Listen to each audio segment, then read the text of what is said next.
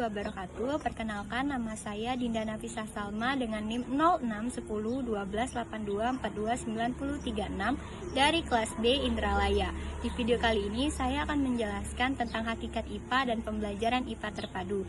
Sebelum saya menjelaskan tentang hakikat IPA dan pembelajaran IPA terpadu, terlebih dahulu saya akan menjelaskan apa itu IPA.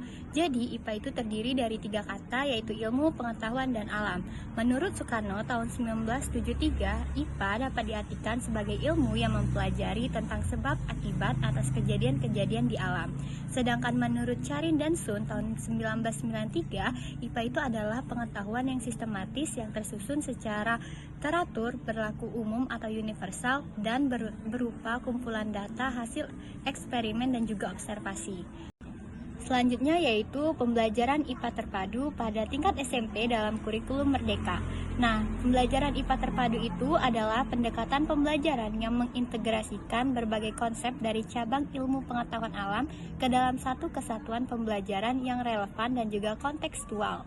Nah, pendekatan ini dirancang agar siswa itu lebih memahami hubungan antar konsep IPA secara holistik sehingga mereka tidak hanya mempelajari teori tetapi mengaitkannya dengan fenomena nyata dalam kehidupan sehari-hari.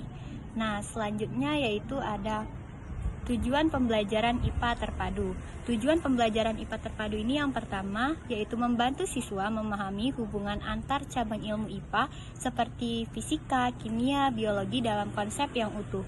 Kedua, mengintegrasikan konsep IPA dengan fenomena alam dalam kehidupan sehari-hari. Ketiga, mengembangkan keterampilan ilmiah seperti observasi, eksperimen, pengumpulan data, dan juga penyusunan laporan.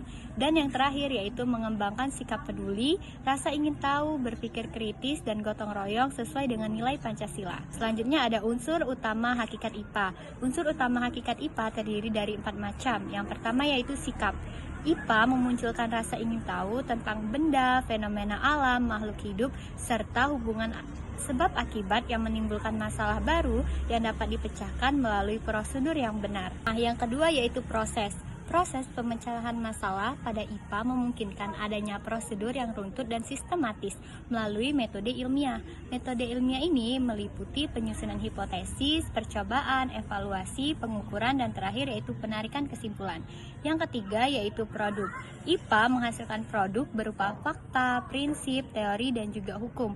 Artinya, IPA sebagai produk atau hasil yang berupa konsep-konsep, prinsip-prinsip, dan juga hukum-hukum IPA.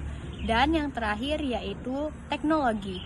Teknologi ini contohnya yaitu aplikasi, di mana aplikasi ini berhubungan dengan penerapan metode ilmiah dan konsep IPA dalam kehidupan sehari-hari. Aplikasi dari IPA ini dapat mengembangkan kompetensi siswa secara utuh. Nah, selanjutnya yaitu ada karakteristik IPA terpadu. Karakteristik IPA terpadu ini terbagi menjadi 4. Yang pertama yaitu holistik. Holistik ini artinya melihat fenomena alam secara utuh, bukan terpecah-pecah. Yang kedua yaitu bermakna. Artinya materi dikaitkan dengan kehidupan nyata siswa. Yang ketiga yaitu otentik, yaitu menggunakan sumber belajar yang relevan dan juga asli. Yang keempat yaitu aktif. Siswa aktif terlibat dalam proses pembelajaran seperti diskusi dan juga eksperimen. Selanjutnya yaitu cabang ilmu dalam rumpun IPA. Cabang ilmu dalam rumpun IPA terbagi menjadi 3, yaitu biologi, fisika, dan juga kimia, seperti yang sudah saya jelaskan sebelumnya.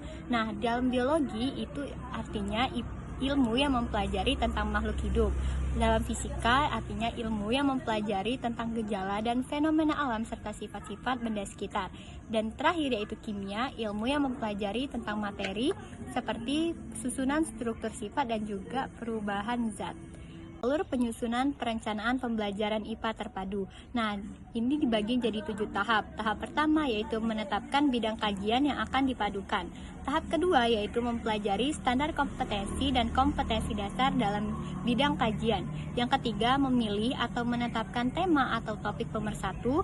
Tahap keempat membuat matriks atau bagan hubungan kompetensi dasar dan tema atau topik pemersatu. Nah, tahap kelima yaitu ada merumuskan indikator pembelajaran terpadu, tahap keenam menyusun silabus pembelajaran terpadu, dan tahap terakhir yaitu menyusun rencana pelaksanaan pembelajaran IPA terpadu. Nah, selanjutnya yaitu ada cara berpikir IPA. Cara berpikir IPA ini dibagi menjadi 5, yaitu yang pertama percaya. Artinya, kecenderungan melakukan penelitian karena adanya kepercayaan bahwa hukum alam dapat dikonstruksi dengan observasi dan diterangkan dengan penalaran. Yang kedua yaitu rasa ingin tahu, kecenderungan untuk selalu ingin mengetahui dan menemukan penyebab dan akibat dari gejala alam. Yang ketiga yaitu imajinasi. Imajinasi adalah kemampuan yang sangat diandalkan oleh ilmuwan dalam memecahkan permasalahan atau gejala alam. Yang keempat yaitu penalaran. Nah, penalaran ini setingkat dengan imajinasi yang juga sering digunakan ilmuwan untuk memecahkan permasalahan. Dan yang terakhir ada koreksi diri. Koreksi diri ini yaitu membutuhkan proses pemikiran ilmiah yang berguna untuk melihat sejauh mana ilmuwan itu sampai pada kesimpulan tentang alam. Nah, sekian video penjelasan dari saya mengenai hakikat IPA dan pembelajaran IPA terpadu. Semoga video ini bermanfaat.